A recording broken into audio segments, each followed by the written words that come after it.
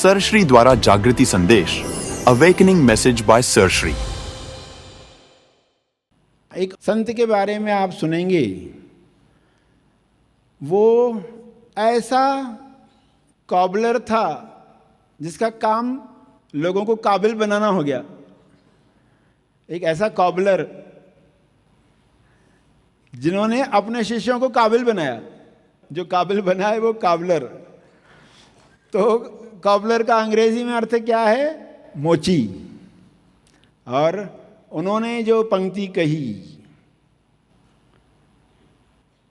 उसका आज का अगर ट्रांसलेशन करें तो वो क्या होगा? तन में मन चंगा तो बर्तन में गंगा। तो किन लोगों को उस संत का नाम क्लिक हुआ? हाथ ऊपर करें। हाँ, कुछ लोगों को हुआ। आप भी सुन लो। ये संत थे संत रविदास। संत रविदास, रैदास कहा जाता है। और वे काशी के गांव में पैदा हुए। 15वीं सदी में उनके पिताजी संतोख दास, माँ कर्मा देवी कलसा भी कहा जाता है, उनके घर पैदा हुआ। वे भी भक्त थे, मगर वैसे भक्त नहीं जैसा भक्त होना चाहिए। मगर ये बच्चा कुछ बड़ा हुआ, पिताजी को देख देख कर एक्सपर्ट हुआ चर्मकार का काम करने के लिए, चमड़े का काम करने के लिए एक्सपर्ट बनते जा रहा था। परिवार खुश था, मगर खुशी ज़्यादा समय नहीं रही, क्योंकि देखा कि बच्चा बड़ा होते जा रहा है तो उसका ध्यान सेवा में ज़्यादा हो रहा है। क्योंकि काशी के गांव में तो वहाँ से लोग तीर्थों के लिए आते जाते रहते, उनके जूते फटते रहते, सलाते रहते, बातचीत होते रहती।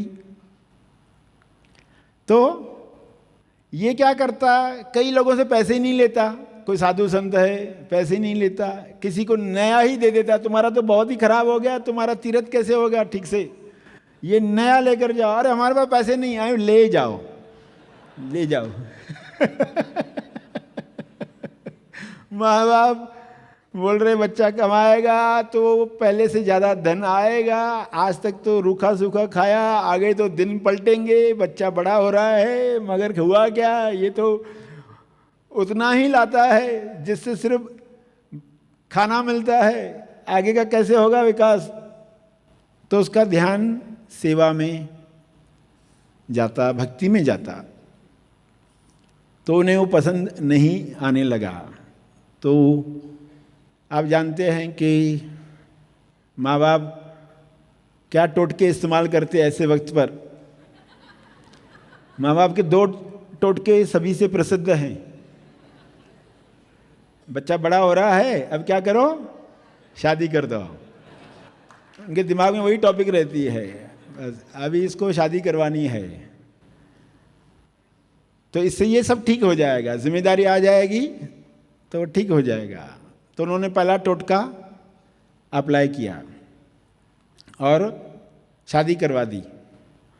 शादी करवाई तो जो उनकी पत्नी आई, पत्नी लोना देवी, वो संत रविदास से बढ़कर नहीं थी, लेकिन कम भी नहीं थी। जो सोचा था पेरेंट्स ने हुआ ही नहीं कुछ। वो पत्नी भी साथ देती है उसका। हाँ करो, संतों की सेवा चलती रहे, लोगों के तीर्थ सफल होते रहे।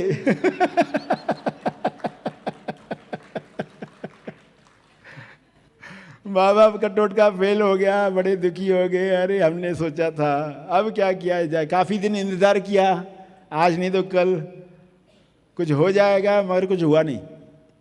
तो उन्होंने दूसरा टोटका इस्तेमाल किया, गेट आउट, घर से निकल जाओ।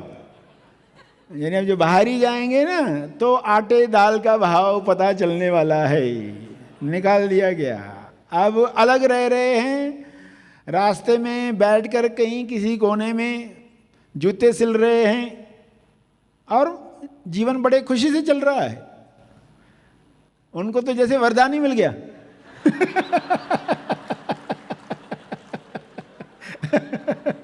श्री राम कैसे खुशी से गए वनवास, ऋषियों से मुलाकात होगी, साधुओं से मुलाकात होगी, ज्ञान चर्चा होगी, समाधि की बातें होगी। खुश हो गए। तो ये तो बहुत आनंद में है। देखो संत रविदास ने किसी ऊंचे कुल में जन्म नहीं लिया। उन्होंने यही कहा कि जन्म से कोई श्रेष्ठ नहीं बनता, जन्म से कोई नीच नहीं बनता, कर्म से इंसान नीच बनता है।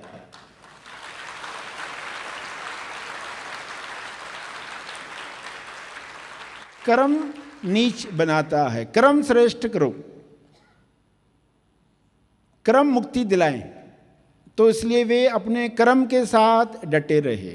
तो किसी बड़े कुल में पैदा नहीं हुए, उन्होंने चरमकारी का काम कभी नहीं छोड़ा, उन्होंने कभी गृहस्थ नहीं छोड़ा, उन्होंने कभी संन्यास नहीं लिया, और इन सब के ऊपर एक काम नहीं किया।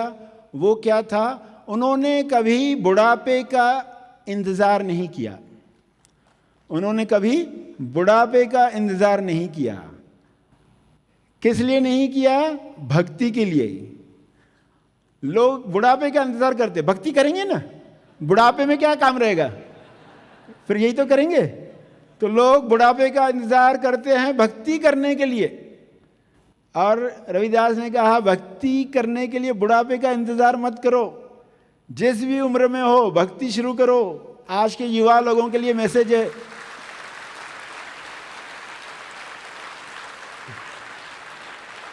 बुढ़ापे का इंतज़ार मत करो।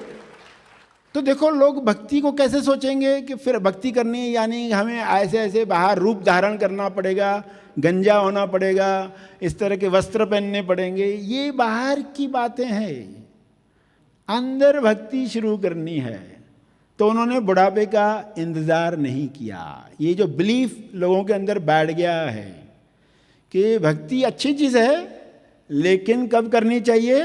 बुढ़ापे में, तभी कुछ काम रहता नहीं है, इसलिए उससे मदद मिल जाएगी।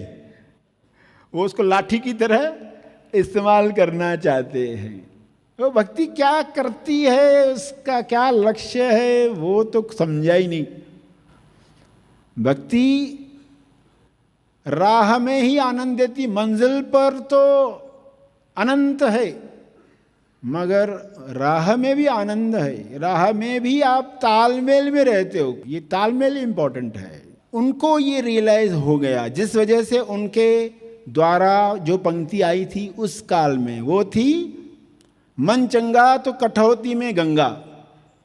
मन चंगा तो कठौती में गंगा। कठौती क्या होती है? लकड़ी का बर्तन होता है जिसमें पानी रखता है, मोची, और उसमें चमड़ा भिगोता है, बीच बीच में डुबोता है। एक ऐसा बर्तन जिसमें पानी रखा हुआ होता है। तो मन चंगा तो कठौती में गंगा। मन चंगा का अर्थ क्या है? मन जो हील्ड है, हील्ड यानी मन जो बीमार नहीं है। कौन सा मन बीमार है? जो मन डिसलाइक में लगा हुआ है, जो मन लाइक को पकड़ने में लगा हुआ है। ये अच्छा लग रहा है, इसको मैं कैसे रोकूं, get it more, get it more, दिल मांगे मोर। स्वादिष्ट अंदर गया तो अभी स्वाद तो समाप्त हो रहा है ना, मुंह में स्वाद समाप्त हो रहा है, पेट ने बोल दिया भर गया, गेट इट मोर। और खाता है, और ये पता ही नहीं चलता है। आपकी अवेयरनेस अगर है तो आप समझ जाओगे, ये लाइक को पकड़ने की चाहत और ये डिसलाइक को भगाने की युद्ध, संघर्ष। एक तरफ संघर्ष है, एक तरफ लोभ है। इस दोनों के बीच में मन बीमार है, और बीमारी को देखकर भी हम अनजान हैं, उसको बीमार कह ही नहीं रहे। तो आपको बहुत ईमानदारी से अपने मन को चेक करना चाहिए, टेम्परेचर चेक करना चाहिए, सैनिटाइज करना चाहिए। आप मन को सैनिटाइज करो। आप क्वारंटाइन में इन मन से ध्यान करवाओ, छोटे टाइम के लिए ही सही, उसको अलग करो, उसको लाइक डिसलाइक का खेल दिखाओ कैसे तुम कर रहे हो। और जबकि ये टेम्पररी है, परमानेंट होता ना तो तुम करते रहते चलता। जो अकायम चीजें हैं उनके लिए तुम क्यों इतनी सरफोड़ी कर रहे हो? ये जा ही रही है, पकड़ो मत। जो वर्तमान में आ रहा है उसके साथ रहो, जो जा रहा है उसके पीछे मत जाओ। वर्तमान में जो आया है उसके साथ रहो। उसका एक बार आपको आनंद आने लग गया तो आप इस खेल से आउट हो गए, खेल से आउट हो गए।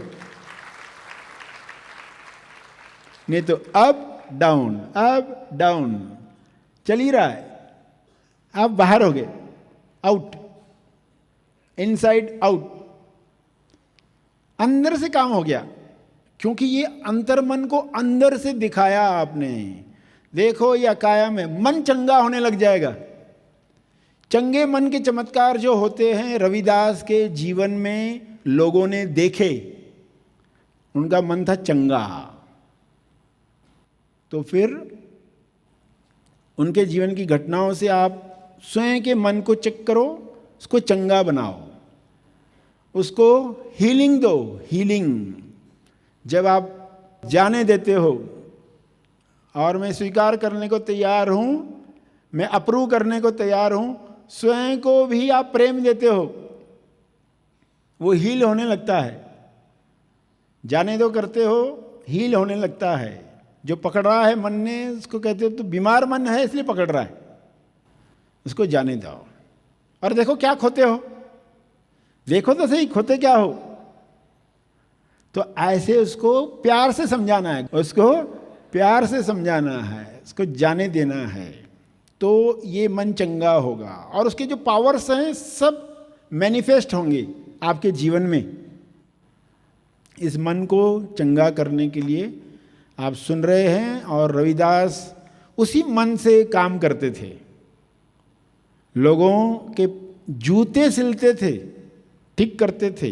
देखो हर एक सोचे मैं जो कर रहा हूं मैं कितना अच्छे से अच्छा कर सकता हूं।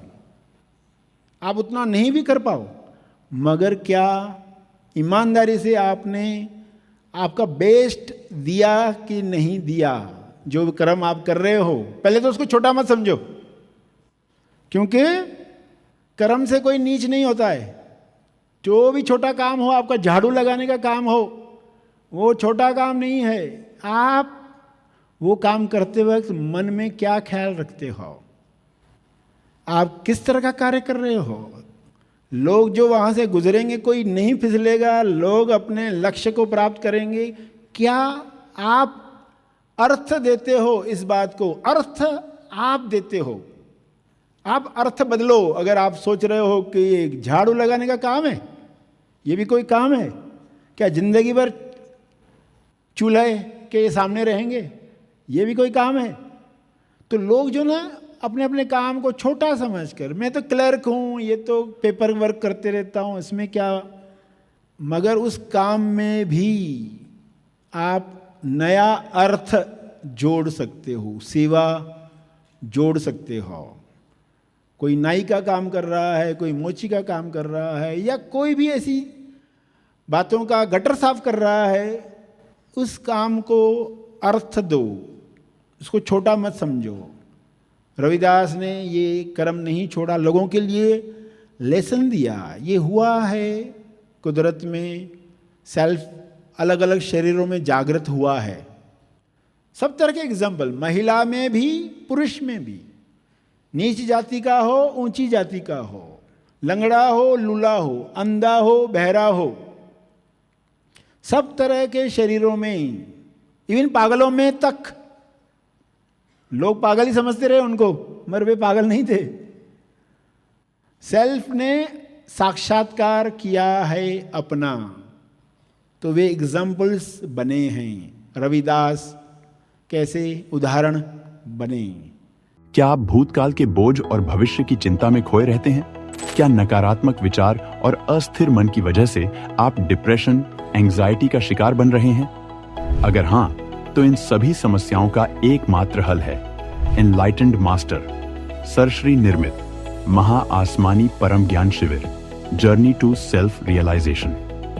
यह 5 दिवसीय निवासी शिविर आपको चिंता रहित, भयमुक्त, सरल और शक्तिशाली जीवन प्रदान करता है। अब तक लाखों लोग इस शिविर से लाभान्वित होकर अपने जीवन में अद्भुत बदलाव और दिव्यता की अनुभूति कर चुके हैं। यह शिविर होने जा रहा है मनन आश्रम पर, तो आज ही महा आसमानी परम ज्ञान शिविर के लिए अपना रजिस्ट्रेशन करें। शिविर से संबंधित अधिक जानकारी के लिए संपर्क करें। धन्यवाद।